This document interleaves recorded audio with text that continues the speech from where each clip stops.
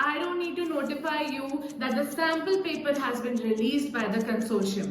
लेकिन ये एक्साइटमेंट की तो कोई बात नहीं है, इससे तो उल्टा नर्वसनेस आ रही है, तो क्या बोल सकते हैं। लेकिन अब हमको दो चीजें समझनी है। फर्स्ट कि क्या इम्पैक्ट पड़ने वाला है इस चीज का, एंड सेकंड कि अब हमें अपनी प्रिपरेशन में क्या चेंजेस लाने हैं। First is RC and CR. तो यहाँ पे टू फोल्ड इम्पैक्ट पड़ने वाला है। फर्स्ट इज कि अगर छोटे छोटे पैसेजेस आते हैं और उनके बेसिस पे तुम्हें 2 या 3 क्वेश्चंस आते हैं, तो तुम खुद समझो तुम्हें एक पैसेज का तो मेन आइडिया, थीम और पर्पस समझना ही पड़ेगा। लेकिन अगर तुम 5 क्वेश्चंस को सॉल्व करना चाहते हो तो तुम्हें 2 पैसेजेस पढ़ के ये सब चीजें इन्फर करनी पड़ेंगी। तो दिमाग बहुत ज्यादा लगेगा और आउटकम बहुत कम निकलेगा, क्योंकि यहाँ पे सेकेंड फोल्ड चीज भी आ जाती है। दैट इज अगर इंग्लिश और सीआर को मिला के क्वेश्चंस आए कि कुछ क्वेश्चन आरसी के हैं और कुछ सीआर के हैं based on a singular passage, तो हो सकता है कि रीजनिंग और रीडिंग की डिफिकल्टी की वजह से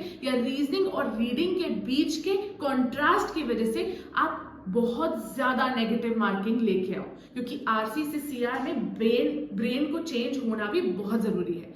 the second point is maths. Maths के बारे में तो कुछ बोल ही नहीं सकते, क्योंकि मैथ्स का तो एक भी क्वेश्चन सैंपल पेपर में नहीं था, तो इसलिए हम इस पे कोई भी टिप्पणी नहीं करेंगे। Third is GK and legal. हम सबको पता है कि जीके भी जनवरी टू नवंबर तुम टॉपिक्स पढ़ रहे हो और तुम बहुत मेहनत कर रहे हो and everything is going good, but it was only until today, ठीक है। एंड लीगल भी तुमने काफी कुछ पढ़ लिया है, लेकिन तुम एक बात समझो, अगर छोटे पैसेजेस आते हैं और उन पे लिमिटेड क्वेश्चंस आते हैं तो तुम्हें ज्यादा टॉपिक्स भी पढ़ने पड़ेंगे और डेप्थ में भी पढ़ने पड़ेंगे, be it legal be it GK, तो डबल द मेहनत। तो this is going to be the impact. I know it is horrifying, लेकिन अब हम ये समझते हैं कि हमें क्या करना है।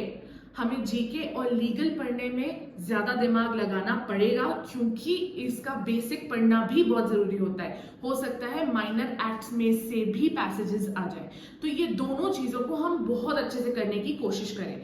प्लस रीडिंग कॉम्प्रिहेंशन और सीआर को अब हमें साथ में लेके चलना पड़ेगा और साथ में ही उनकी प्रैक्टिस करनी पड़ेगी। And by the way, if you have any question, कोई भी प्रॉब्लम है, तो घर पे बैठ के रो मत, डिप्रेस मत हो, एंशियस मत हो, तुम मुझसे कुछ भी पूछ सकते हो in the comment section below, and मैं सबका रिप्लाई करूंगी, ठीक है। सी यू देयर, बाय।